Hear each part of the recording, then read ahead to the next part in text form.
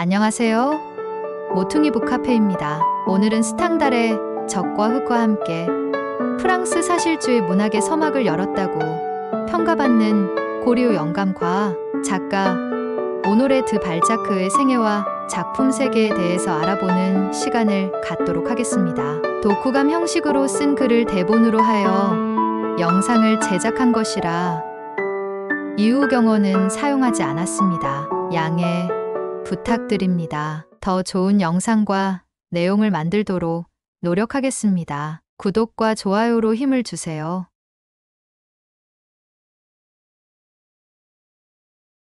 고리오 영감은 프랑스 소설가 오노레 드 발자크의 작품으로서 그가 야심차게 기획한 인간이극 중 가장 유명한 소설들 중에 한 편이다. 1834년부터 쓰인 고리오 영감은 그의 작품에서 가장 중요한 구간을 나타내는데 이 작품을 기점으로 발자크가 인간 희곡의 주요 특징인 등장인물을 다른 작품에서 등장시키는 기법을 사용했기 때문이다. 고리오 영감은 한때는 성공한 부유했던 제면업자였으나 두 딸들에게 모든 걸 희생하고도 딸들에게 버려져 서미나숙에서 기거하다가 수의조차 살 돈이 남아있지 않은 채로 딸들을 기다리며 울부짖다 비참하게 죽는다. 고리오 영감의 둘째 딸과 사랑에 빠진 같은 하숙에 기거하는 시골 가난한 귀족 출신의 법대생 라스티냐크는 고리오 영감의 숭고한 부성애에 감복하여 영감의 딸들을 대신하여 장례를 치르고 묘지에 안장한다. 고리오 영감의 비극을 통하여 타락한 파리의 현실을 알게 되었지만 고리오 영감과 함께 순수함도 묻어버리며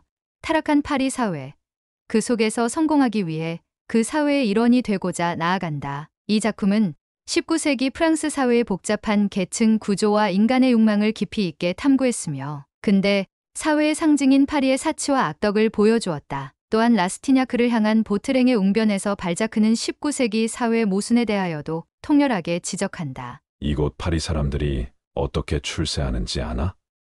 천재성을 떨치든지 아니면 능수능란하게 타락해야 하네. 사람들 속으로 포탄처럼 뚫고 들어가거나 페스트균처럼 스며들어가야 한다네. 정직은 아무 소용없다네. 타락은 제멋대로 날뛰고 있고 천재적 재능은 아무에게나 있는 게 아니야. 파리에선 두 걸음만 내디뎌도 지옥 같은 함정을 만나게 되어 있어. 그러니 정직해서는 안 돼. 정직한 사람은 파리에서는 공공의 적일 뿐이야. 그저 입 다물고 함께 나누어 먹는 게 상책인 곳에서 홀로 잘난 척하며 나눠 먹기를 거부한 사람이니 모두 적으로 여기는 게 당연하지. 자네는 우선 돈을 손에 넣어야 해. 파리에서 큰 돈을 손에 넣는 방법은 간단하네. 제일 쉬운 건 이미 부자가 되어 있는 거야. 부자에게는 큰 돈이 저절로 굴러 들어가니까. 또 한 가지 방법은 부자처럼 보이는 거라네. 이게 진짜 인생의 모습이야.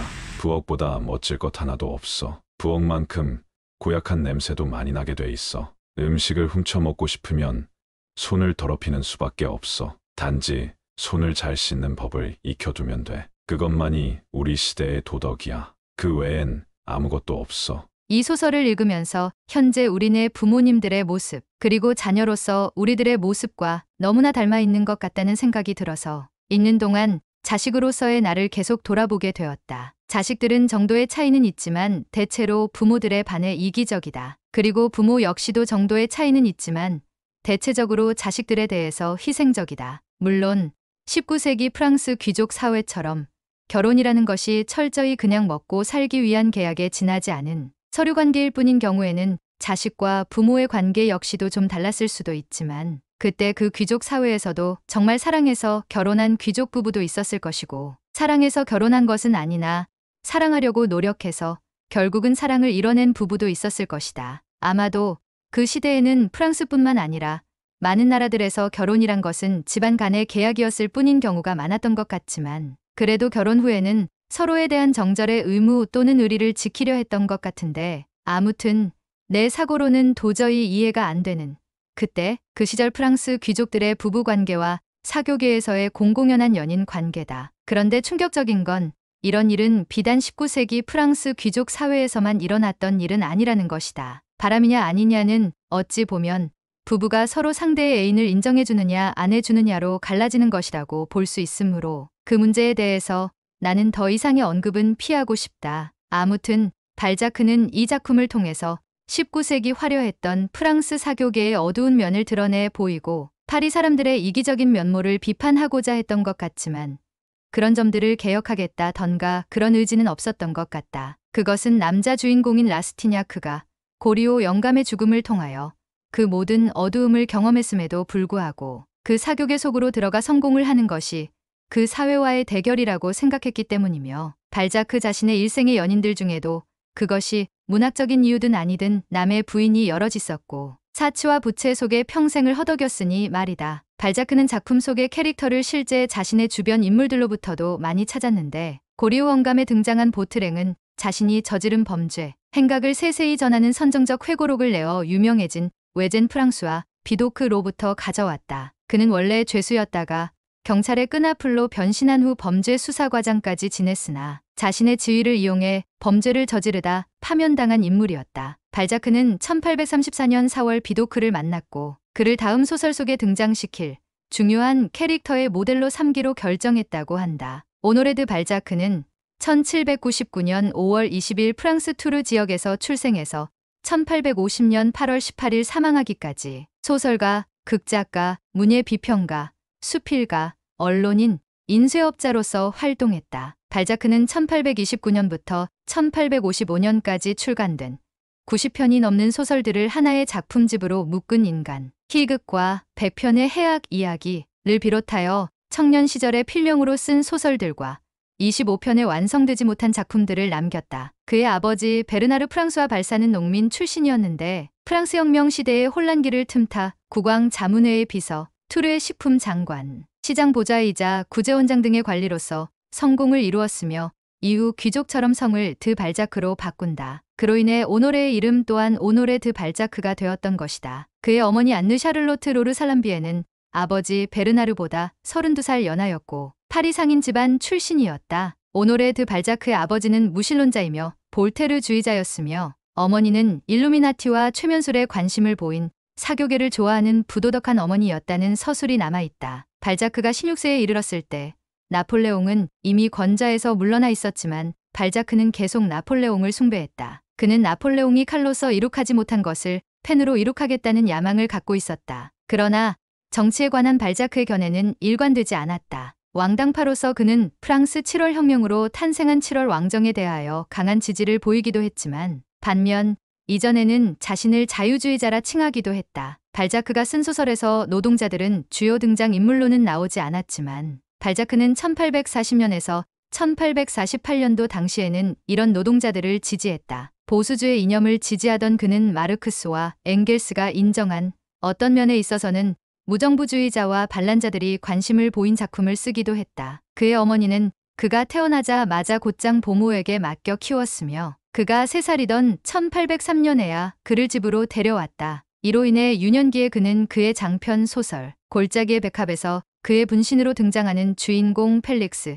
드 방드네스처럼 어머니에게 버림받았다는 감정을 느꼈다. 오노레 드 발자크는 형제자매 4명 가운데서 장남이었는데 바로 아랫동생이던 누이 로르를 가장 좋아했다. 로르는 그를 여러 차례 도와주었는데 오빠와 함께 책을 쓰기도 했으며 1858년에는 그의 전기를 저술하기도 했다. 발자크는 1807년 7월 22일부터 1813년까지 방돔의 오라토리오 수도회 중학교에서 기숙했다. 6년 동안 방학 때는 물론이고 한 번도 집으로 돌아가지 않은 발자크는 모든 장르의 책을 탐독했다. 독서는 그에게 있어 어떤 걸로도 만족시킬 수 없는 갈망의 한 종류였다. 하지만 그의 정신을 채워주고 상상력을 발달시킨 독서는 그에게 혼수 상태를 초래하는 결과를 주었다. 학교는 그의 건강을 염려해 1813년 4월 그를 가족 곁으로 돌려보냈다. 1816년 11월 4일 발자크는 아버지의 뜻을 따라 소르본 대학에서 법률 공부를 시작했다. 이론과 실천은 뗄 수 없다고 주장한 아버지로 인해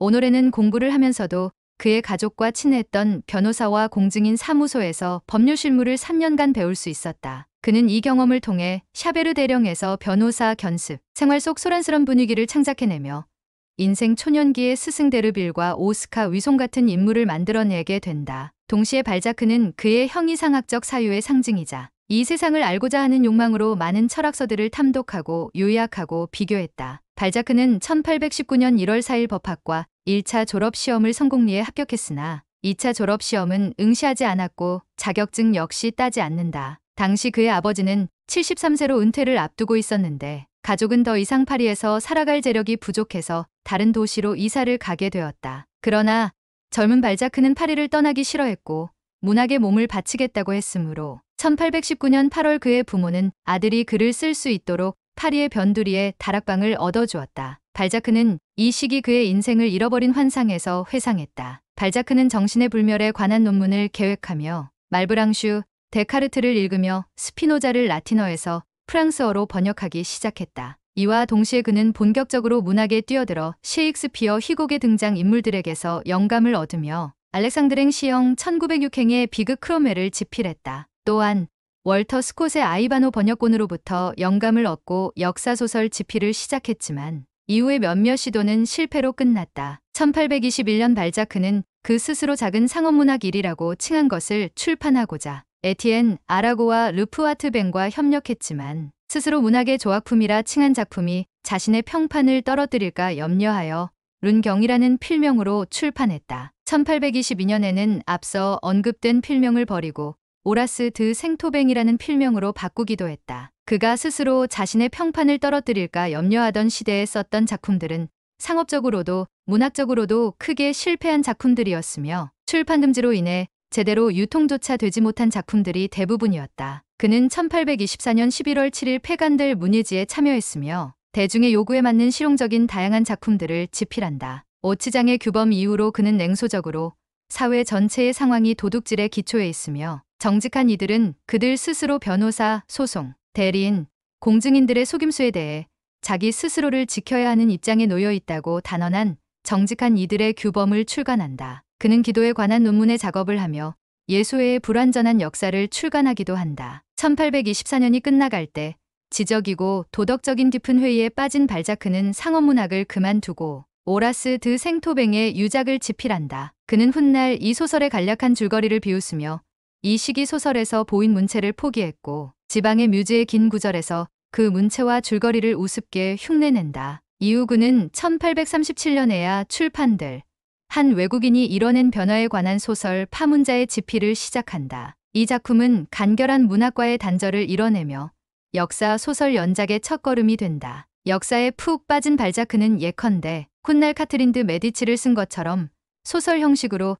프랑스사를 저술하려는 생각을 갖는다. 그는 자신의 재능을 헛되이 쓰고 있다는 것을 의식하면서도 어두운 멜로드라마, 흑인 나는 극을 쓰려고도 노력했고 끝내 완성하지 못한 페도라라는 운문시를 쓸 계획을 세우려고도 했다. 1822년부터 1827년까지 출판한 젊은 시절 작품들은 앙드레 모루아에 의하면 훗날의 소설들의 싹을 틔우고 있었지만 발자크는 자신의 젊은 시절 작품들을 인정하지 않았고 1837년 벨로아 후작과 그라몽 백작 같은 협력자들의 도움으로 몇몇 작품들을 보충할 수 있었던 오라스 드 생토뱅 건집이란 이름으로 재출간될 때까지 자신의 전집 출판을 금지했다. 발자크는 그의 필명의 흔적을 지우고자 줄 상도에게 오라스 드 생토뱅의 생애와 불운이란 제목의 작품의 저술을 부탁하기도 했다. 자신이 경멸하던 먹고 살고자 쓰는 문학으로 돈을 벌었다는 것에 실망한 그는 1825년 4월부터 인쇄, 출판, 활자주조에 손을 댄다. 그렇지만 그가 팔고자 한 서적들은 팔리지 않은 데다 파산이 그를 위협했다. 1827년 4월 16일에 그는 출처에 따라 당대 53,619 프랑에서 6만 프랑에 달하는 부채에 시달리고 있었다. 1829년 12월 출간된 결혼의 생리학은 그의 첫 성공이었다. 사생활의 풍경과 나귀가죽 같은 소설들이 그 뒤를 따랐으며 그는 이 성공을 지속해갔다. 해석적인 사상과 학설들에 열광한 발자크는 스베덴보리의 저술과 마르티니즘, 오컬트 과학에도 관심을 가졌으며 라바터의 관상학을 통한 인간 식별법에 크게 영향을 받았다. 6천 종류의 인간형을 조사하여 외면과 성격상의 특징을 과학적으로 연결지을 수 있다고 자신한 관상학은 그에게 성경과도 같은 것이 되었다. 발자크는 가끔 소설 속 등장인물을 대략적으로 묘사하기 위해 이 학설을 사용했다. 침술 굽고 속이 좁은 늙은 여인에 관하여 그는 그녀 이마의 평평한 형태는 그녀의 옹졸함을 드러냈다며 저술했으며 범죄자에 대해서는 그의 관상학의 특징은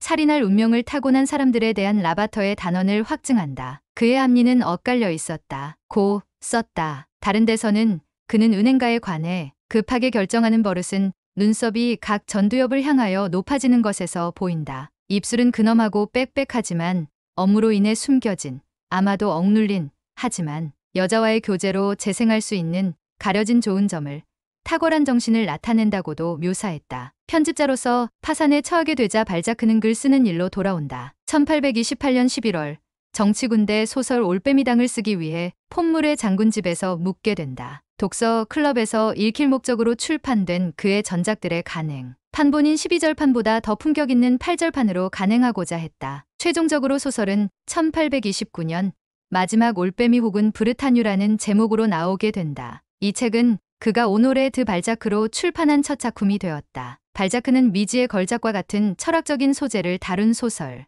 나귀가죽과 같은 판타지 소설 등 다양한 장르의 소설을 썼다. 그는 특히 고리오 영감이나 외제니, 그랑데에서 볼 수 있는 사실주의 문체의 두각을 보였다. 발자크는 자신이 인간 희극의 서문에서 설명했듯이 비퐁이 동물의 종을 식별했던 것처럼 당대 사회의 부류들을 식별하고자 했다. 소설이 철학적인 가치에 도달할 수 있다고 말한 월터 스콧의 소설을 읽음으로써 그는 많은 역사가들에게 잊혀진 역사와 그 사회에 관하여 서술하고 민중의 실제 모습과 소설을 겨루며 상이한 사회 계층과 그 사회를 이루는 개개인을 탐구하고자 했으며 작품 속에서 자본주의의 대도와 새 현실을 받아들이지 못한 귀족을 흡수한 부르주아지들을 묘사했다. 숙명을 띤 존재에게서 인상을 받은 그는 자연이 창조한 것보다 더 많은 인물들을 창조해냈으며 보들레르는 발자크가의 모든 것은 문까지도 천재적이다 며 그에게 찬사를 보냈다. 작가의 고상한 사명을 확신하던 사유에 의해 지배당하듯이 살았던 발자크는 저작권 보장을 위해 싸우고 문인협회 설립에 이바지하기도 했다. 반면 과로로 몸이 약해져 건강이 위태롭던 광적인 작업가였지만 위험한 투자와 과소비로 인해 여러 거주지에서 가명을 쓰며 채권자들을 피해 살기도 했다. 지금은 발자크의 집이란 이름으로 박물관이 된 당시 발자크가 기거했던 파시의 집 뒷문에 얽힌 일화는 유명하다. 오후 4시에 저녁을 먹고 잠자리에 들었다가 자정부터 다음날 낮까지 하루에 16시간씩 소설을 썼던 발자크는 시도 때도 없이 찾아오는 빚쟁이들을 피해 하녀이자 정부였던 브리뇰 부인의 도움을 받아 현재 포도주 박물관으로 통하는 뒷골목으로 도망치곤 했던 것이다. 포도주 박물관의 한켠을 이루고 있는 동굴에 등불을 든 발자크 상이 서 있게 된 연유이기도 하다. 프랑스 낭만주의가 꽃을 피운 시대에 사실주의의 문을 연 발자크는 1841년 그동안 자신이 써낸 모든 작품과 앞으로 써낼 작품의 목록을 가지고 인간이극이란 총서를 기획한다. 피라미드 형태의 구조를 지닌 하나의 완전한 건축물을 꿈꾸었던 그는 비풍의 박물학의 영향을 받아 여러 종의 동물들로 분화된 자연계와 마찬가지로 인간 사회에도 각자가 속한 활동 영역에 따라 여러 가지 전형적인 인간이 존재함을 보여주고자 했다. 등장인물만 2000여 명이 넘는 인간이극은 대혁명 직후부터 1848년 2월 혁명 직전까지 프랑스 사회의 파노라마를 정치, 경제, 사회적 영역뿐만 아니라 여성들의 내밀한 사적 영역까지 넘나들면서 또한 파리뿐만 아니라 지방과 시골까지 아우르면서 어느 것 하나도 빼놓지 않고 기록하고자 한 발자크적 야심의 산물이다. 비록 계획했던 작품들로 온전히 채워지진 못했지만 인간이극은 프랑스 문학사에서 독보적인 위치를 차지하는 역작이 되기에 모자람이 없다. 그 중에서도 외제니 그랑데를 포함하여 고리오 영감, 사촌 베트, 골짜기의 백합, 나귀 가죽, 루이 랑베르, 사라진 환상, 샤베르 대령, 세라피타, 미지의 걸작 등이 많이 알려져 있다. 그 중에서도 고리오 영감, 골짜기의 백합, 사촌 베트 등이 유명하다. 빚에 쫓기는 형편과는 별개로 스스로 문학의 나폴레옹이 되고자 했던 발자크는 글을 쓰기 위해 하루에 40잔 가까이 커피를 마신 것으로도 유명한데 이런 독단적인 과도함은 그에게 돌이키기 힘든 심장질환을 안겨준다. 그의 소설에 등장하는 열정적인 주인공들과 마찬가지로 발자크의 삶은 작가적 재능을 위해서도 또 어렵게 얻은 사랑을 위해서도 지나치게 빨리 소진되어 버렸다. 익명의 여성 독자로부터 받은 한 통의 편지에서 시작된 한스카 부인을 향한 발자크의 한결같은 사랑은 그녀의 남편이 사망한 뒤에도 8년이나 기다린 끝에 가까스로 결실을 맺는다. 20년 가까운 세월 동안 그녀에게 보낸 수많은 편지는 단순한 사랑의 증표를 넘어 발자크, 문학세계의 세세한 이면을 들여다 볼 수 있는 중요한 자료가 되기도 한다. 그만큼 한스카 부인은 발자크의 삶에서 가장 중요한 의미를 차지하는 여성이었던 것이다. 그러나 발자크는 1850년 3월 17년간 짝사랑한 한스카 부인과의 결혼 전까지 많은 여성들과의 관계에 있었고 그가 글을 써가며 번 돈은 부채를 갚기에 충분하지 않았다. 이로 인해 그는 항상 인쇄업 같은 사업을 마음에 두었다. 결혼한 해였던 1850년 8월 18일 결혼한 지 5개월 만에 지병으로 사망하기 전까지 발자크는 엄청난 사치와 부채 속에 살았다. 발자크의 소설은 구스타프 플로베르의 작품 감정교육과 보바리 부인의 영향을 끼쳤으며 광대한 양의 소설 속에서 변모하며 살아가는 등장인물들이 인간, 희극 내 다른 작품에서도 등장한다는 점은 에밀 졸라와 마르셀 프루스트에게 큰 영감을 주기도 하였다. 지금으로서는 이해하기 힘든 그의 여자 관계나 빚에 허덕였던 사생활과는 상관없이 인간군상의 모든 모습을 세밀하게 조사하고 계획하여 완성하려던 인간의 극은 오노네드 발자크를 프랑스 사실주의 문학의 선구자로서만이 아니라 문학으로서 인간의 삶을 단면이 아닌 전체로 이해하고 보려 했고 보려 하는 세상의 모든 작가들에게 방향성을 제시한 대가로 만들었음은 부인할 수 없는 사실일 것이다. 시청해주셔서 감사합니다. 지금까지 모퉁이북 카페였습니다.